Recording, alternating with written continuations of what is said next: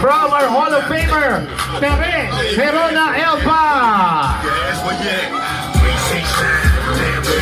Babaeng naka-super mega hypercar. One of the most beautiful sports car ever created. Hey, hey!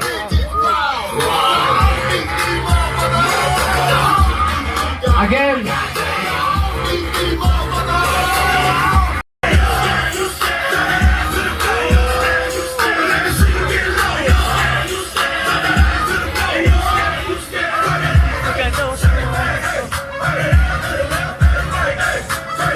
There you have it once again, our first female Hall of Famer.